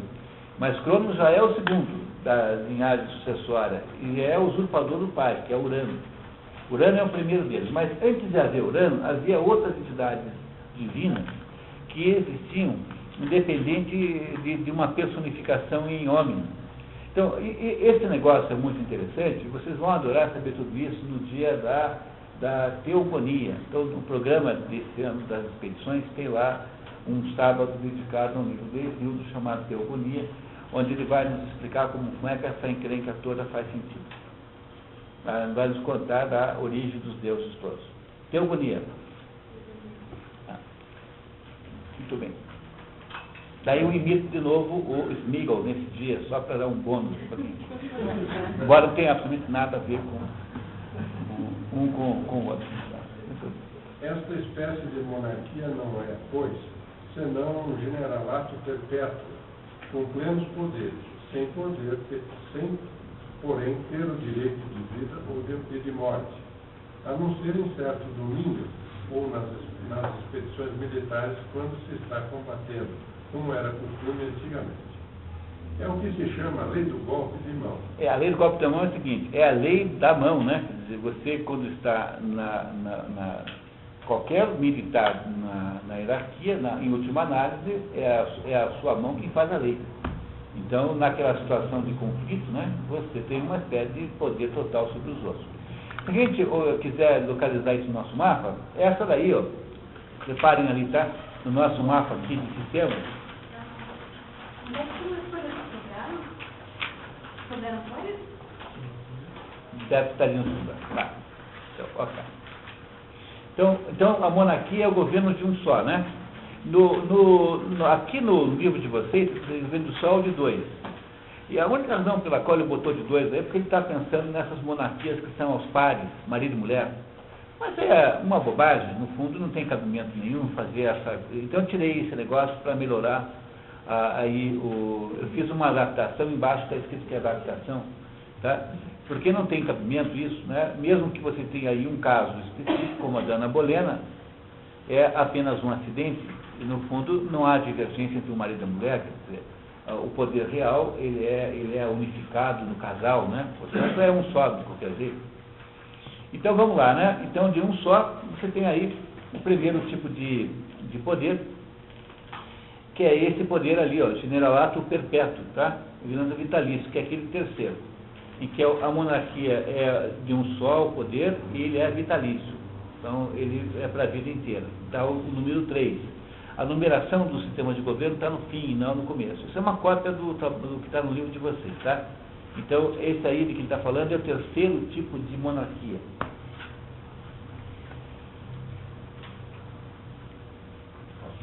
Homero refere-se a ela. Homero refere-se a ela. Segundo ele, Agamenon, na Assembleia do Povo, tolerava as palavras menos respeitosas. Todo mundo sabe quem é Agamenon? Agamenon. Agamenon é o irmão do Menelau. Ele foi o comandante maior, né, das tropas helenas contra a Troia. Ele era irmão do Menelau, que era o marido do traído. E ele era o mais velho de todos o guerreiro mais ilustre de todos os gregos, portanto foi ele quem dirigiu as tropas helênicas contra os gregos. Depois ele é uma personagem trágica, porque quando ele volta para casa, a mulher, para se vingar dele, porque ele tinha feito um desaforo terrível, foi matar a filha na saída, para que os navios gregos pudessem sair de uma calmaria lá, ele foi pedido, os deuses pediram a vida da filha, ele deu. Então a mulher ficou com ódio com ele, e depois que ele saiu para a guerra de Troia, ficou 10 anos na guerra, ela arrumou um amante, ficou rapidinho, e quando ele voltou da guerra de Troia, ela e o amante o matam numa emboscada logo na entrada. Para contar essa história do que aconteceu em seguida, de acordo com a maior parte dos especialistas, foi escrita a Orestia. Orestia são 3 peças que fazem o sequenciamento da vingança de Agamenon, que de acordo com os especialistas, é o melhor trabalho teatral escrito pela humanidade em todos os tempos. Orestia, que são uma trilogia com 3 histórias. Então o Agamenon era o supremo chefe das tropas helenas contra a Troia. Então, quando ele ouvia reclamações do povo, ele era tolerante com malcriações e insolências, né? No entanto, pode continuar, Anatólio. Fora dali, as armas na mão tinham o poder de morte sobre os soldados delinquentes. Assim Homero o faz dizer: aquele que ouvir perto dos barcos sombrios, furtar-se como covarde nos perigos e dos trabalhos, de minha justa cólera nada poderá salvá-lo. Sua vida estará em minhas mãos. Ele esperará em vão, escapar aos abutres com fome de carne, os cães dispersarão seus restos mutilados. Não é só uma ameaça de morte, mas como é uma ameaça de morte insepulta. Quer dizer, é uma ameaça bem grave, essa aqui para um grego. Porque pior do que a morte é a morte insepulta, que criará um fantasma, né? A impossibilidade de ir ao ar é a pior de todos os destinos que um grego tem. Então, está dizendo que o Agamenon ouvia tudo quanto era desaforo do povo, mas no campo de batalha era implacavelmente tirânico e autoritário. Ninguém que ousasse fugir, que ele matava. Entenderam? Está tentando explicar o que é essa psicologia do generalato perpétuo. O comando militar inamovível é, portanto, um primeiro tipo de monarquia, sendo umas hereditárias e outras eletivas. Inamovível quer dizer perpétuo, né? Vitalício. Algumas são hereditárias, você passa de pai para filho, e as outras não, são eletivas. Você elege o sujeito. Aí o sujeito é eleito, está escrito ali, tá? Pode não estar ali aqui, na verdade, precisaria dizer que é vitalício ou hereditário, né? Precisaria complementar aqui nesse esquema. Está faltando, além do vitalício, na linha 3, / hereditário. Porque o próprio autor está nos dizendo que tem os dois. Encontramos exemplos de outra espécie de monarquia junto a alguns bárbaros. Os reis têm ali um poder que se aproxima do despotismo, mas é legítimo e hereditário. O que é legítimo? Legítimo é alguma coisa que está de acordo com a leges, com a lei. Leges é lei em latim. Então, legítimo é todo o poder que vem de uma lei que o legitima. Então, esse tirano que está entre os bárbaros não é um usurpador do poder. Ele é o sujeito que manda de maneira discricionária, mas ele tem lá uma lei, certamente uma lei consuetudinária, ou seja, uma lei de costumes que diz que é assim. Tá?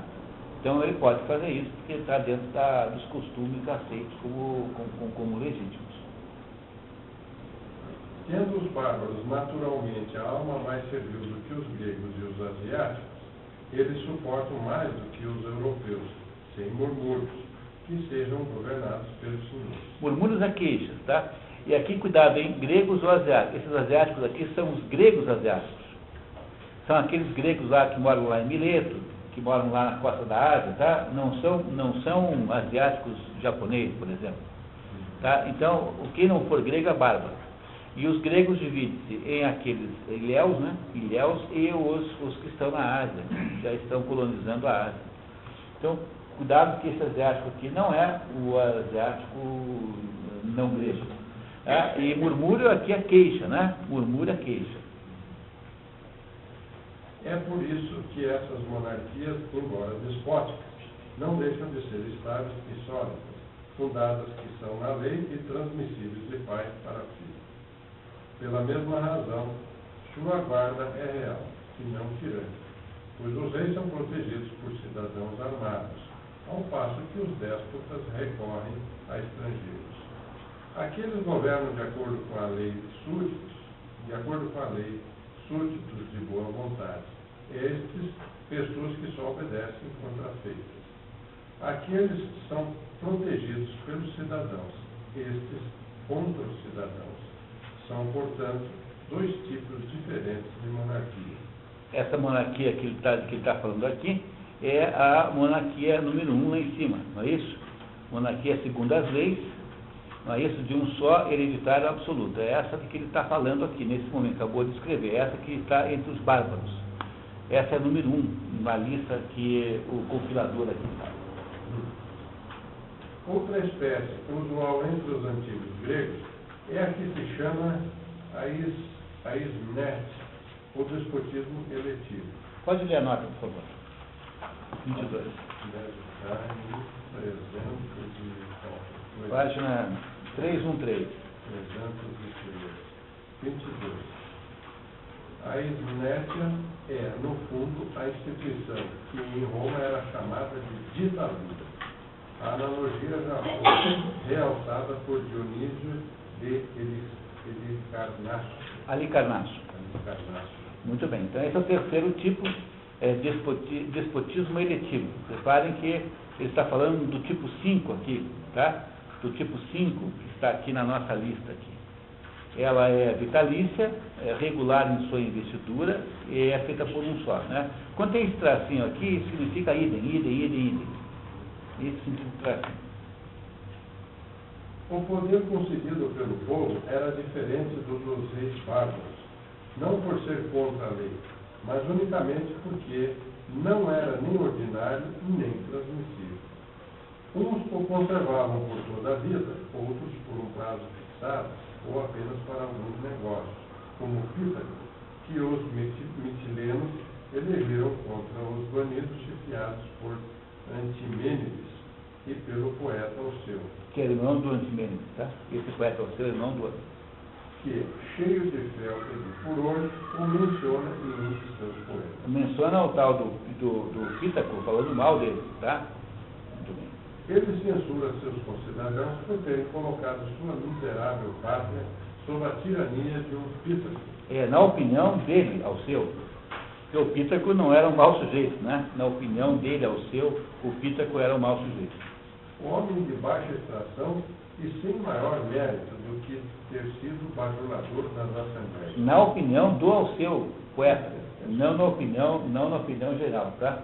Fique claro isso, por favor. Tá certo? Então, esse Pítaco é um exemplo típico desse despotismo eletivo, em que você precisa eleger alguém para ir lá dar conta do serviço. Então, tem um filme da antiga, interessantíssimo, chamado Boges. Vocês já devem ter visto 35 vezes na televisão, que é um filme com Ernest Borgnine, que passa num quartel da região estrangeira, e tem lá um sargento, que é esse Ernest Borgnine, que é o monstro. O sujeito faz todo tipo de maldade, aí o pessoal resolve matá-lo. Então montam lá um plano, olha, quando estiver passando tal hora, tal, você agarra, eu dou um monte de facada no sujeito, aí você vem dar mais umas 20, aí eu dar mais 20, aquela coisa.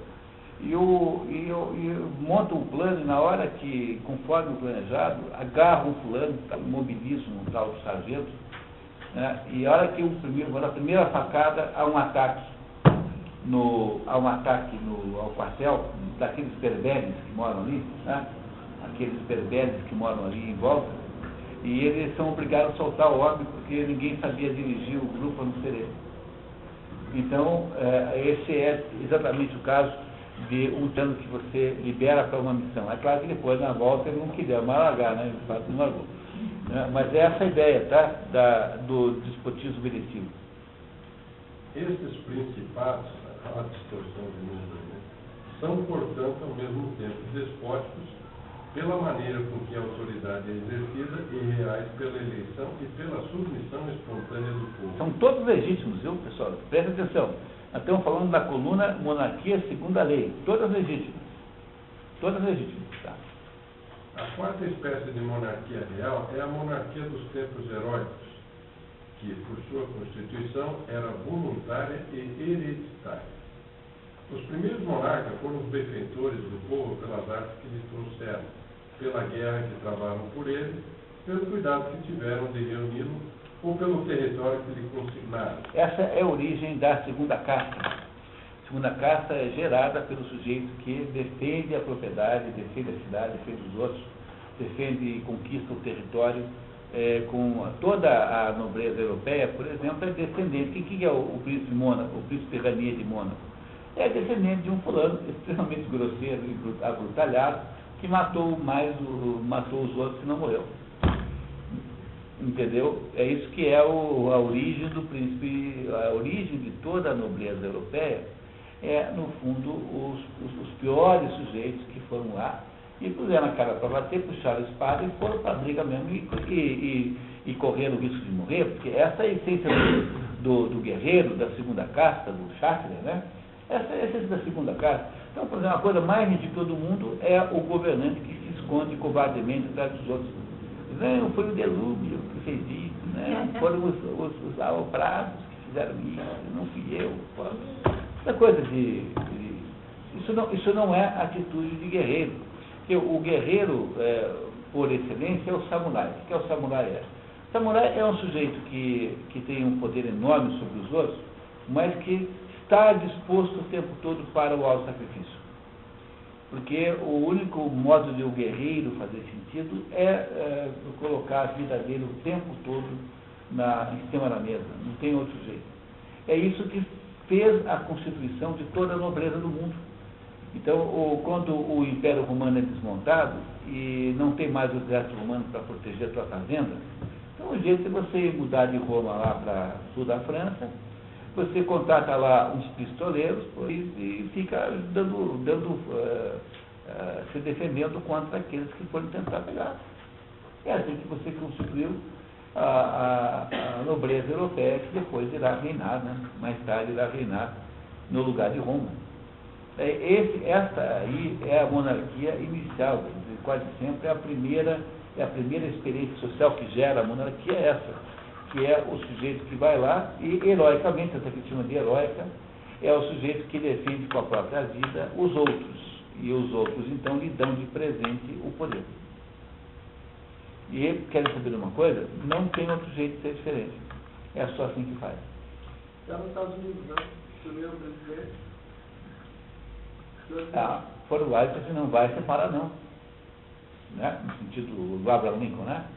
Quer dizer, não vai separar. O Ulisses Grande, que era o anterior, não tomou conhecimento. E quando houve a secessão, o presidente não era o Lincoln, era o Ulisses Grande. Ele falou, tanto faz. Não quero saber disso, para mim tanto faz. E o Abraham Lincoln é que vai lá e produz a recuperação da unidade americana a mano militar. Quer dizer, esse homem vai ser isentado pelo céu?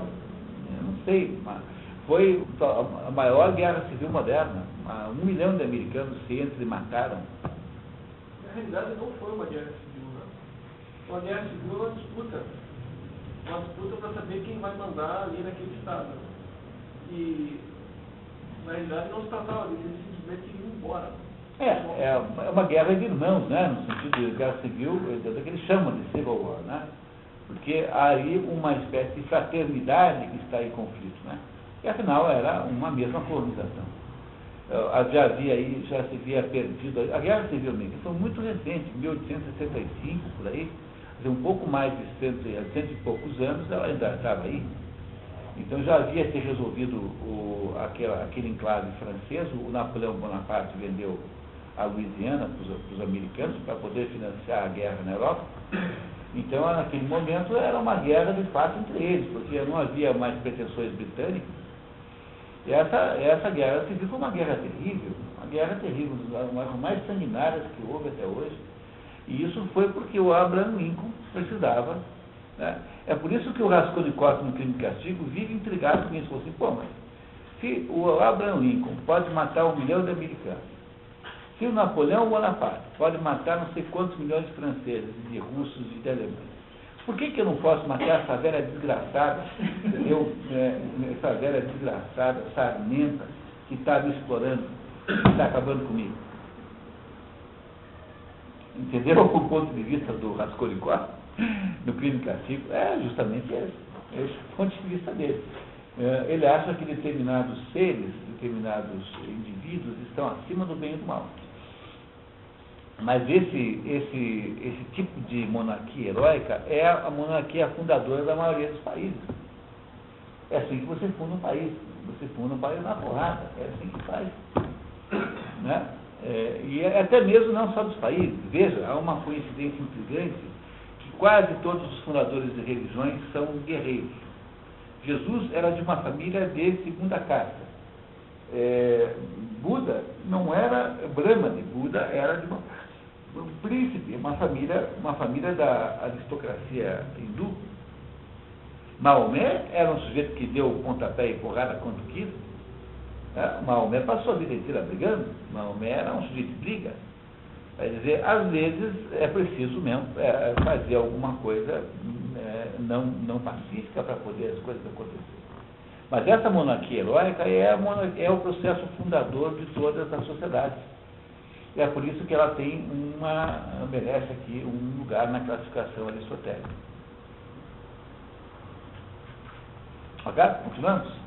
Os primeiros monarcas foram os benfeitores do povo pelas artes que lhe trouxeram, pela guerra que travaram por ele, pelo cuidado que tiveram de reuni-lo ou pelo território que lhe consignaram. Aceitos como reis, transmitiram por sucessão sua coroa à posteridade. Criaram uma dinastia, né? A dinastia.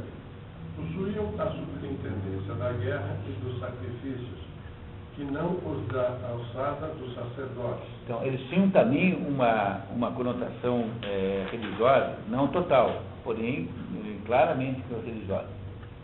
Além disso, julgavam os processos, uns sem jurar, outros sob a autoridade do juramento que prestavam ao elevar o sino. Os reis dos primeiros séculos tinham autoridade sobre todos os negócios da cidade, tanto dentro quanto fora, e para sempre. A partir daí, quer porque abandonaram por si mesmos uma parte da autoridade, quer porque tenham sido despojados dela pelo povo, foram reduzidos em algumas cidades a simples qualidade de soberanos sacrificadores ou pontífices, e nos lugares onde se conservou o nome de rei, a simples faculdade de comandar os exércitos além das fronteiras. Essa é a rainha da Inglaterra, né?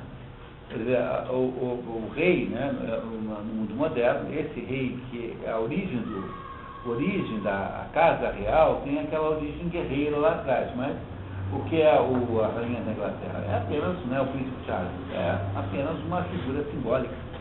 Então, algumas dessas dinastias vão perdendo o seu poder real e vão tornando-se meramente simbólicas, confirmando apenas aquilo que eu disse, que eles são apenas eles têm como principal virtude representarem um mito fundador daquela sociedade. Então, eles representam aquilo que fundou aquela sociedade e eles não precisam mais governar realmente, porque eles têm uma legitimidade de origem, que é o fato de que eles fundaram aquilo. Essa é a monarquia heróica, essa aí que na nossa classificação aqui está no número 2. Tá? É hereditária e o poder dela é restrito. Monarquia heróica é esse tipo de monarquia, de acordo com Aristóteles. Assim, há 4 espécies de monarquia.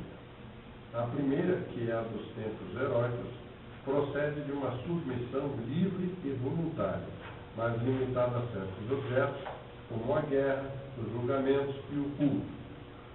A segunda, a dos bárbaros, ligada a certa raça e despótica, mas conforme a lei ou convenção primitiva. Portanto, legítima.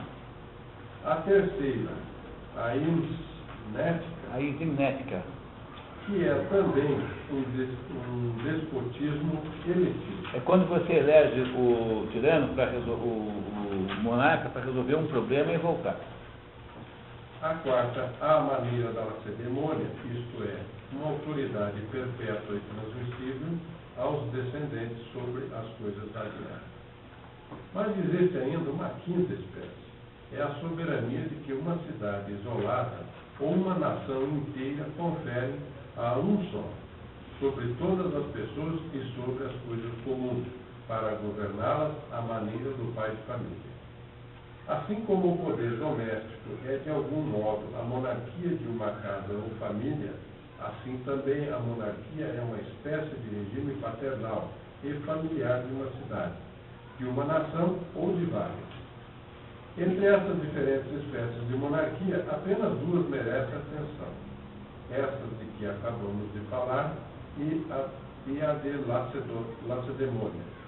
A maioria das outras não são senão espécies médias entre elas, menores em poder do que a monarquia em sua plenitude, mas mais considerável do que a da Lacedemônia. Então, repare, por favor, no esquema, que você tem aqui 6 tipos de monarquia no esquema, embora ele tenha dito só tem 5, né? E por que 6?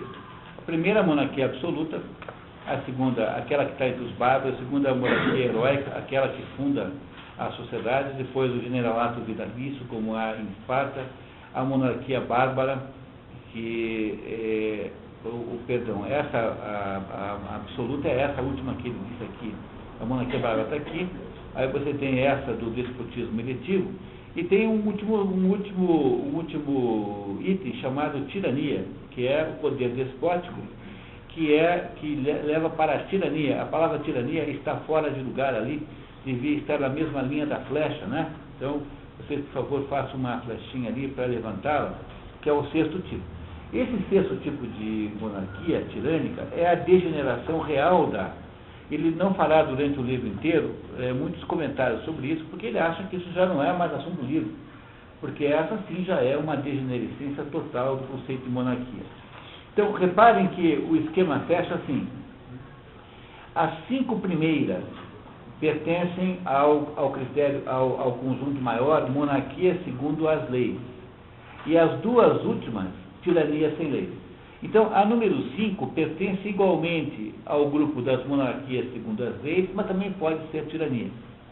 E a número 6, que é a tirania, é exclusivamente tirania. Então, o que ele quer com isso dizer é que dos 6 tipos de monarquia, 4 são legitimamente sempre legítimos, que são os 4 primeiros tipos.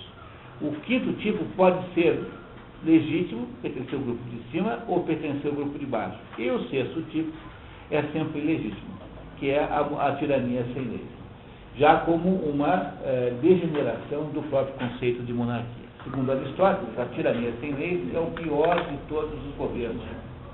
É quando, então, um determinado monarca impõe sua vontade aos outros sem estar submetido a regras de uma Constituição. Ou seja, o seu poder é discricionário ao extremo. Ele fará a lei em todos os aspectos conforme o seu desejo, né, a sua veneta, o seu estado de espírito naquele momento. Esse, de acordo com Aristóteles, esse item 6 é o pior de todos os governos que possam existir. O Requião é mais ou menos isso mesmo, né? O Requião é um protótipo do caudilho, é um sujeito que é motivado por questões pessoais, que acha que o Estado é dele. De todas as tiranias, a que mais parece com o Requião é essa. O Hugo Chávez é a mesma coisa, é um sujeito que acha que o Estado é sua propriedade. Portanto, o Idi Amin, né? O Idi Amin, essa turma, né? É a mentalidade do caudilho. Quer dizer, o Requião acha que o Estado é dele. O Idi Amin era sanguinário. Né? O Requião não é porque ele não pode. Ele ainda não julgou seu secretário literalmente aos crocodilos, como o Idi Amin. Mas quase. Né? Tem só o jacaré do Parque Barigui. Ele prefere poodles. Somente de bem alimentado, então. Prefere os poodles lá do Parque Barigui. Então, o que o Requião representa, mais ou menos, é esse estilo de governo. Ele é um tirano, no sentido aristotélico da palavra. Quer dizer, ele acha que quem faz a lei é ele, que as leis anteriores não têm que ser cumpridas, e que ele é o legislador máximo e fará de acordo com os seus humores. Então, ele gosta disso ou não gosta daquilo, simpatiza com esse, não simpatiza com aquele. É a perfeita observação. O modelo mais próximo do Requião é esse número 6 mesmo. O Getúlio era diferente, porque, embora fosse também um caudilho de certo modo, ele era um sujeito que tinha uma visão menos personalista do poder. Ele não tinha... Ele tinha um projeto de modernização do Brasil, criar uma indústria nacional, organizar o trabalho, aquilo todo. Ele foi caudilhesco durante foi obrigado depois a não ser, né? Então, o sujeito é tão absolutamente diferente dos modernos que ele se suicidou porque ele se responsabilizou pelo atentado contra o Carlos Lacerda.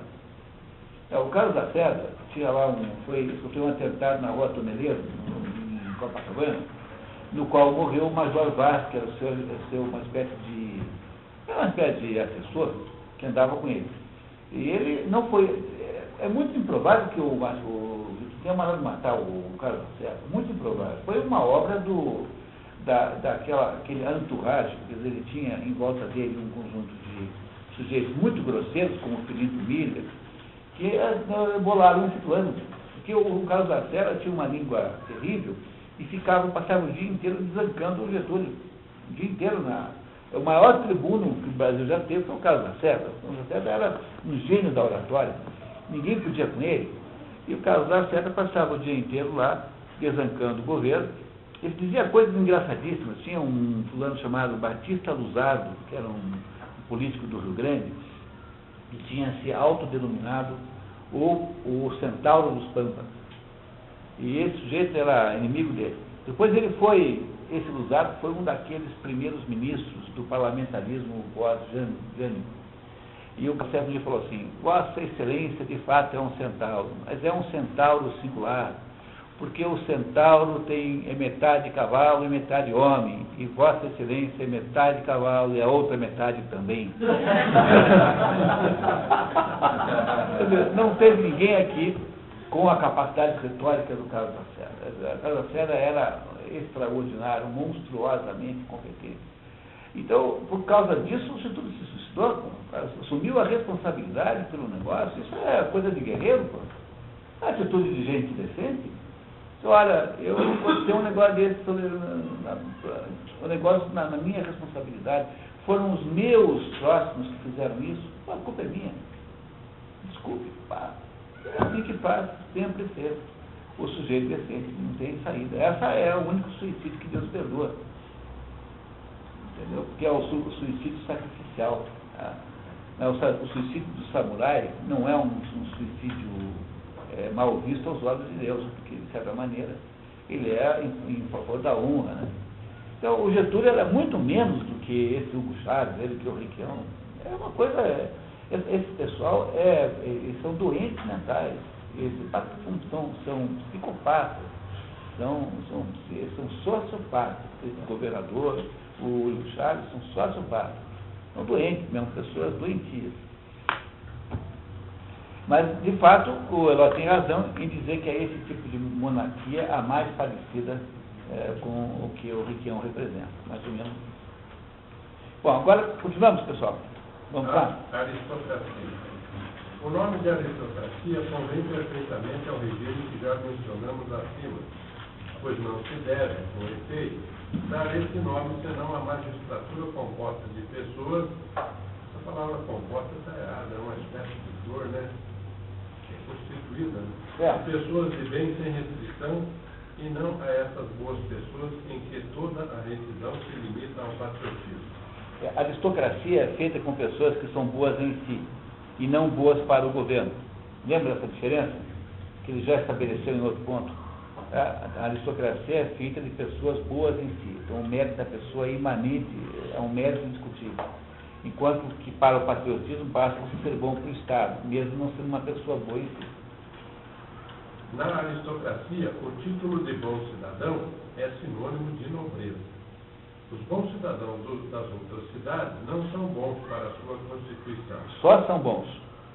Só são bons. Para as suas constituições. Então, o que ele está chamando de aristocracia é para você não confundir com bons cidadãos, porque ela não é feita por bons cidadãos, é feita por pessoas que são boas em si próprias. Então, é a ideia do conselho de notáveis, não é isso? É a ideia de pessoas que são, além de qualquer suspeita, pessoas que têm uma reputação pública estável, que não, sobre as quais não há excessiva polêmica, não é isso? Essas coisas assim. Então, a aristocracia é, de todos os sistemas de governo, o mais difícil de implantar, tanto é que ele desistirá rapidamente dele, porque o problema é saber qual é o critério que você usa para escolher. Então, quando você, por exemplo, analisa a história do Brasil recente, quando você tinha no governo militar aqueles ministros, você sempre tinha a impressão que aqueles ministros eram escolhidos por algum critério de mérito pessoal. Então, a maioria deles tinha assim, um certo nível, não eram pessoas toscas. Então, quando você vê um sujeito como Magre, quando você vê uma pessoa como essa Helena das Quantas, como esses picaretas aí, Mário Dias, quando você vê essa turma que hoje está no ministro, o ser ministro de Estado não corresponde mais a um mérito pessoal, não representa mais uma condição, ele é meramente aleatório e ocasional. Então, de alguma maneira, no governo militar, nós tivemos um pouco o culto desse conceito de meritocracia. Mas meritocracia é sempre impossível de implantar, porque você nunca sabe por que critério que você julga o mérito. E o meritório pode não ter nenhum interesse no cargo também. Né? Então, como é que você faz para botar lá? Faz que nem aquele Papa, coitado, que foi trazido do mosteiro para governar e se contrapor lá ao Filipe IV Belo. Não dá certo, né? Então, esse é o problema central. A aristocracia, na prática, é muito difícil de conseguir fazer, a não ser no filme, naquela situação lá da flauta mágica, a não ser em instituições que tenham o mérito como regra geral, por exemplo, na maçonaria, que deveria ter uma ligação entre o mérito e a altura em que você está naquela organização. É por isso que ele vai, em seguida, tentar agora inverter, agora nesse momento, ele faz um jogo de inversão dos termos da equação para falar em que o conceito de aristocracia nunca é um conceito puro. É o que ele dirá aqui em outras palavras na sequência. Anatório, por favor. Existem, porém, algumas outras repúblicas. Outras constituições, na verdade, né? Também honradas com o nome de aristocracia. Está vendo que também são aristocracias? Que diferem das cidades oligárquicas e da república Propriamente dita. Pode manter a república. propriamente dita.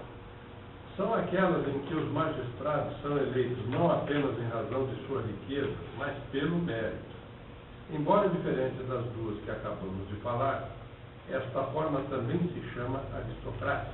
Portanto, é só a fórmula mista que tem viabilidade. É isso que ele está dizendo, tá? Nas próprias cidades em que não se cuida tanto da virtude, não deixa de haver pessoas com reputação de probidade. Há, portanto, um ar de aristocracia em toda a parte onde se observa a virtude, embora sejam prezadas também a riqueza e a popularidade, como entre os lacedemônios, que unem a popularidade às considerações devidas à virtude. São essas duas espécies de aristocracia, além da primeira, as únicas a merecerem o nome de excelente e perfeita república. Numa última forma serão compreendidas, se quiser, as repúblicas que se inclinam um pouco mais para a oligarquia. Vamos entender isso melhor um pouquinho no próximo trecho. Esse trecho aqui é um pouco confuso, mas basicamente o que ele quer dizer é que, embora a aristocracia, no sentido de governos melhores, seja uma perspectiva, uma possibilidade teórica, na prática, você só encontra essa ideia de selecionar os melhores misturado com outras fórmulas de governo que não a aristocracia pura. Embora ela seja uma forma justa, ela não é factível na prática, só em regime misto. Vai ficar muito claro daqui a pouquinho. Só a gente não se preocupar demais com esse pedacinho que está aqui, mas já são 9 horas, a gente podia, na verdade, era parar 10 minutos e começar daqui a um pouquinho. Tá, vamos lá? Vamos um cafezinho? Então, vamos.